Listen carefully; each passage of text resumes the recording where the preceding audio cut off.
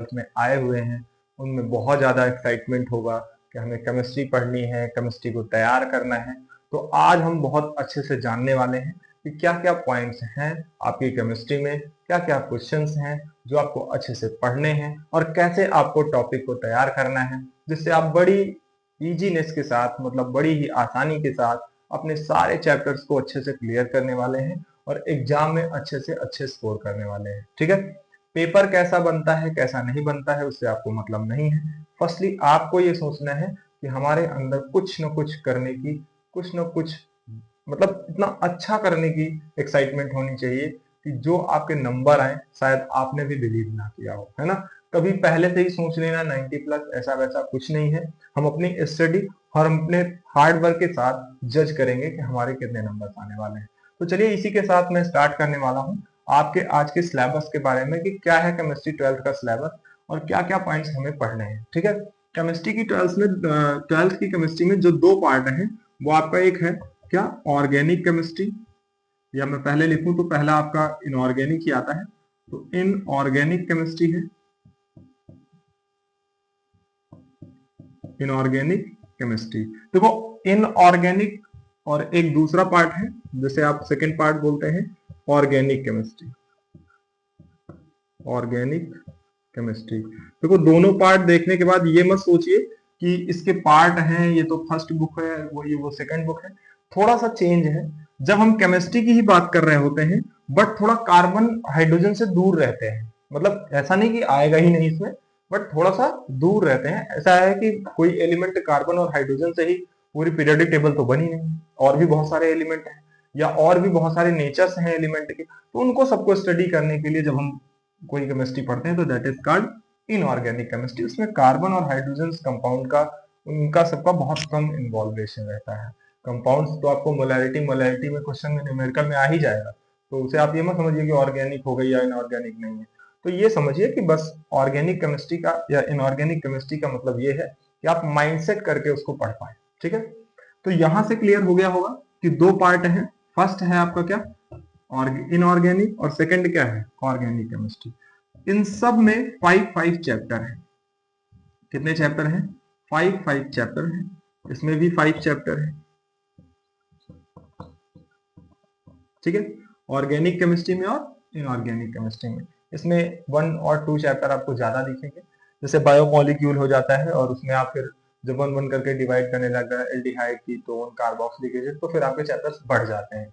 तो reference book लेते हैं आप तो आपको उसमें चैप्टर ज्यादा मिलते हैं, बट वैसे एक्चुअली 5 चैप्टर्स आपको मिलते हैं। क्लियर है इतनी बातें। इसके बाद अगर हम आप कैसे प्रिपरेशन करें और कैसी चीजों को तैयार करें या कौन सी बुक ज्यादा हम इंपॉर्टेंस दें, वो बुक हमारे लिए इंपॉर्टेंट हो, वो चीजें हमें समझ में आए। देखो सबसे ज्यादा तो इंपॉर्टेंट बुक है अगर कोई भी है तो वो है एनसीईआरटी, और मैं एनसीईआरटी के सारे क्वेश्चंस भी आपको करवाने वाला हूँ, है ना। क्योंकि जो भी क्वेश्चंस पेपर में दिए रहते हैं, जो आपकी बुक में दिए हैं एनसीईआरटी के 1 to लास्ट तक, हम लोग उसको सॉल्व करेंगे, उसके क्वेश्चंस को सॉल्व करेंगे 1 by 1, क्योंकि क्वेश्चंस वहां से ज्यादा पुटअप होते हैं। और एक चीज, क्वेश्चन को पढ़ने के साथ साथ इन चीजों को मतलब अच्छे से क्या करना, समझना। जो डेफिनेशंस होती हैं उनको पॉइंट ऑफ मतलब ऐसा पॉइंट बना के समझना कि कोई भी किसी भी टाइप का मतलब डाउट ना रहे। देखो अभी डाउट रहेगा वो क्लियर कर लेंगे, कल को डाउट आएगा फिर वो पीछे वाले टॉपिक को फिर हमारे माइंड से बाहर करेगा। तो इस चीज को पहले से ही क्लियर करते हुए चलना है। तो 1 by 1 हम अपने चैप्टर्स को देखेंगे। जो पहला चैप्टर है आपका वो क्या है, सॉल्यूशन है ना, जिसमें आप बहुत सारे सॉल्यूशंस को बनाने वाले हो। केमिस्ट्री आपको बताने वाली है कि कैसे आप सॉल्यूशन को बनाते हैं, कैसे बनना चाहिए और क्या क्या समझना चाहिए उसमें, है ना। और क्या क्या चीजें होती हैं जो किसी सॉल्यूशन में मिलाने के बाद चेंज होती हैं, कैसे कैसे सॉल्यूशन बिहेव करता है, और सॉल्यूशन से रिलेटेड कौन कौन से साइंटिस्ट हैं जिन्होंने इनके बारे में कुछ ना कुछ पॉइंट्स दिए थे। तो इन सबको हम सॉल्यूशन वाले चैप्टर में पढ़ने वाले हैं। फिर आपका है इलेक्ट्रोकेमिस्ट्री। क्या है, इलेक्ट्रोकेमिस्ट्री। भाई देखो केमिस्ट्री भी इलेक्ट्रिसिटी की वर्ड में, जो इलेक्ट्रिसिटी का वर्ड है उस वर्ड में सबसे पहले केमिस्ट्री इन्वॉल्व हुई, है ना। सेल बना, सेल से बनने के बाद इसमें इन्वॉल्व हुई, और इन्वॉल्व होने के बाद इसने चार्ज प्रोड्यूस किया और करंट फ्लो करवाया, है ना। तो मीन्स ये है कि केमिस्ट्री भी इन्वॉल्व है इलेक्ट्रिसिटी में। ठीक है, फिर उसके बाद थर्ड में इसमें सेल वगैरह पढ़ने वाले हैं, इसमें आप इलेक्ट्रोकेमिकल सीरीज भी पढ़ने वाले हैं। स्टैंडर्ड इलेक्ट्रोड पोटेंशियल, इनके सबके न्यूमेरिकल बहुत ज्यादा इंपॉर्टेंट होते हैं। अब इसमें आप ये भी चीज ध्यान रखिए कि ये मत सोचिए कि 5 नंबर का है, 5 नंबर का आएगा, 6 नंबर का है, 7 नंबर का है।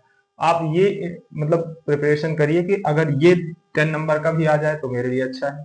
इसके न्यूमेरिकल जरूर आते हैं पेपर में, ठीक है। उसके बाद अगर आपका नेक्स्ट चैप्टर देखा जाए तो that is the chemical kinetic, chemical kinetic, है ना। और fourth chapter D and F block, D and F block elements, ठीक है। ये आपका फोर्थ चैप्टर है। फिफ्थ चैप्टर जो आपका है वो आपका आता है coordination compound, coordination compound.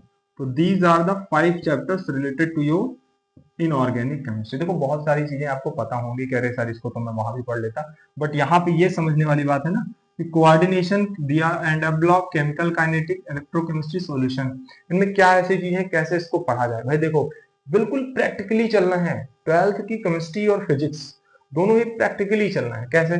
Solution है तो सर सॉल्यूशन बनाएंगे, सॉल्यूशन में एक मेजरमेंट होगा, मोलैरिटी मोलैरिटी आ जाता है, उनका एक मोल फ्रैक्शन होता है, नॉर्मेलिटी आ जाता है, ठीक। तो उसने पहले क्या बताया आपको? मेजरमेंट बताया। How many types of solution can be, कितने सॉल्यूशन के टाइप हो सकते हैं उसके बारे में बताया। भाई स्टेट कितनी होती है, सॉलिड लिक्विड गैस, तो उसी अकॉर्डिंग 9 गैस, गैस का मॉलिक्यूल मिलता नहीं है, ये अबाउट 8 सॉल्यूशंस बनते हैं, है ना।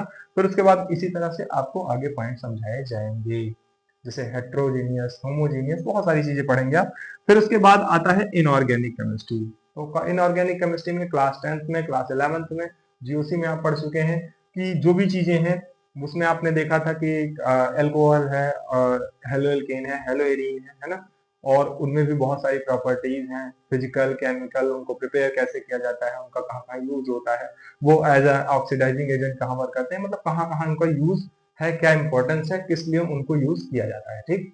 इन सारी चीजों को पढ़ते हुए जाना है। टेस्ट भी पढ़ने पड़ते हैं, टेस्ट आपको प्रैक्टिकल में करवाए भी जाएंगे, तो इन चीजों को समझते हुए चलना है। तो इनऑर्गेनिक केमिस्ट्री में फर्स्ट आपका क्या है?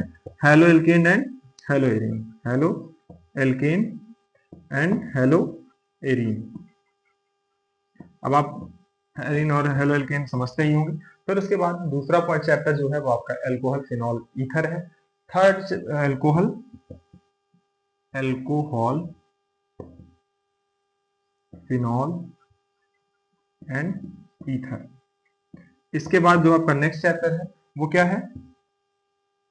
कीटो एल्डिहाइड कीटोन कार्बोक्सिलिक एसिड। क्या है?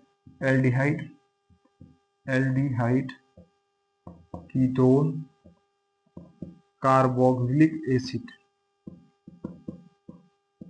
ठीक है। फिर उसके बाद आपका जो चैप्टर है नाइट्रोजन रिलेटेड कंपाउंड, जिसमें एमीन आ जाता है। और फाइनली आपका बायोमोलिक्यूल, एमाइंस और बायोमोलिक्यूल्स। देखिए इन सारे चैप्टर को हम पढ़ना चाहते हैं, इन सारे चैप्टर को हम तैयार करना चाहते हैं, कितना नंबर इसमें हमको मिलेगा इसको हम जानना चाहते हैं। बट अगर उसी जगह हम ये समझे कि हमें इन सारे चैप्टर्स के बारे में नॉलेज लेनी है, what are the reasons that has been they have been preferred as a 12th chemistry points or as a chapter, मतलब क्या ऐसा पॉइंट रहा होगा इनमें जिसकी वजह से इनको प्रेफर किया गया कि भाई तुम जो है वो 12th केमिस्ट्री के चैप्टर बनोगे, तुम जो है 12th केमिस्ट्री के पॉइंट बनोगे, डेफिनेशन बनोगे। तो 12th आपका स्टैंडर्ड लेवल है, उसमें इनको इन्वॉल्व किया गया है, तो बहुत सारे इंपॉर्टेंट चीजें होंगी, है ना, इंपॉर्टेंट पॉइंट्स होंगे। तो उनकी जो एक्साइटमेंट है, उनको जानने की जो एक्साइटमेंट है, उस एक्साइटमेंट के साथ अगर आप पढ़ रहे हैं तो बहुत चीजें आपको अच्छे से तैयार होने वाली हैं। केमिस्ट्री को आपको रटना नहीं पड़ेगा, याद नहीं करना पड़ेगा बार बार। और अगर आप उसी का अपोजिट जस्ट आपको प्रिपेयर करना है, एग्जाम में आएगा क्वेश्चन, कौन सा क्वेश्चन आएगा, तो बहुत प्रॉब्लम में आने वाले हैं। तो पहले अब हम इसकी क्लास स्टार्ट करने वाले हैं बहुत जल्द, और इसमें पॉइंट्स 1 बाय 1 पढ़ने वाले हैं। पॉइंट्स को क्लियर करने के बाद एक्सरसाइज भी सॉल्व करेंगे हम, और वो जो एक्सरसाइज होगी वो एनसीईआरटी की एक्सरसाइज होगी। तो कंटिन्यूअस आपको इस क्लास में बने रहना है और कमेंट करके बताना है कि कितने लोग बिल्कुल रेडी हो गए हैं अपने तैयार करने के लिए, बिल्कुल मतलब सिलेबस को एकदम क्या कहते हैं वो धमाधम दम करने वाले हैं, और अच्छे से तैयार करके अपने मतलब रिजल्ट में ऐसा नंबर लाने वाले हैं कि बिल्कुल घर वाले सुन ले तो भाई चौंक जाए कि यार इतने नंबर आ गए केमिस्ट्री में, है ना। केमिस्ट्री एक डर बनाया गया आपके माइंड में, कुछ नहीं होता, कुछ भी नहीं रटना पड़ता, कुछ भी नहीं समझना पड़ता इसमें, बस केवल और केवल चीजों को जानने की ईगरनेस होनी चाहिए, पॉइंट्स को समझने की एक्साइटमेंट होनी चाहिए आपके अंदर। भाई बहुत चीजें आप ऐसी करके आए हो जिसके आगे केमिस्ट्री कुछ भी नहीं है ना। बहुत सारे ऐसे टॉपिक पढ़ के आए हो, बहुत सारी ऐसी चीजें करके आए हो, 11वीं की केमिस्ट्री को अगर आप पढ़ लिए, समझ लिए, अच्छे से समझ में आ गया, तो 12वीं की केमिस्ट्री तो बेसिकली आनी ही आनी है ना। तो आपको अच्छे से बस कंटिन्यूस इसमें मतलब इंटरेस्ट के साथ लगना है और प्रिपेयर करना है, और फिर देखना है कि क्या रिजल्ट आता है, ठीक है। तो बिल्कुल बताइएगा जरूर कि कैसे आप प्रिपेयर करना चाहते हैं, क्या क्या आपकी स्ट्रेटजी होने वाली है, और आप बिल्कुल रेडी हैं या नहीं क्लास के लिए। और अगर रेडी हैं तो बिल्कुल तैयार हो जाइए, और बहुत ही जल्दी सॉल्यूशन चैप्टर से हम स्टार्ट करने वाले हैं, एग्जाम्पल्स के साथ, क्वेश्चंस के साथ हम इंटीमेट करेंगे, सारे पॉइंट्स को देखेंगे। स्टार्टिंग में मैं क्लियर कुछ भी नहीं करूंगा कि सॉल्यूशन से कितने नंबर का आने वाला है, इलेक्ट्रोकेमिस्ट्री से कितने नंबर का आने वाला है, केमिकल काइनेटिक्स से। नहीं भैया, तुम्हारे माइंड में ये चीज चलने लगती है कि चलो केमिकल काइनेटिक पढ़ लेते हैं, यहाँ से तो पास हो जाएंगे, इलेक्ट्रोकेमिस्ट्री पढ़ लेते हैं, यहाँ से तो पास हो जाएंगे, सर ने बताया है कि यहाँ से क्वेश्चन जरूर आने वाला। ये चीजें बिल्कुल छोड़ दीजिए, आप उस कुछ चीज को जानने की कोशिश करिए, सोचिए कि what are the reasons they have been preferred, मतलब क्या क्या ऐसे रीजंस हो सकते हैं भाई कि इन्हीं चैप्टर्स को कलेक्ट किया गया, और कलेक्ट करने के बाद वहां ले जाके रखा गया, है ना। तो इन चीजों को सोच के तैयारी करना है, ठीक है। तो चलिए मिलते हैं अपने नए चैप्टर सॉल्यूशन के साथ, बहुत ही जल्द आपके क्लास में आपको बुलाया जाएगा, मतलब मीन्स आप तो आएंगे ही, है ना। तो उसको आपको समझना है, ठीक। तो ये था चैप्टर आपका, इसके बारे में जानकारी। इनके नंबर से अभी आपको कोई मतलब नहीं है, आपको ये चैप्टर्स पढ़ने हैं, और किस वे में पढ़ने हैं, फर्स्ट डे जब सॉल्यूशन का वीडियो आएगा तो उसमें आपको उसके साथ डिस्कशन में बताया जाएगा, ठीक है। क्लियर है, तो चलिए मिलते हैं आपको क्लास में आपकी सॉल्यूशन फर्स्ट। और इस बैच का क्या नाम रखा जाए जरूर बताइएगा।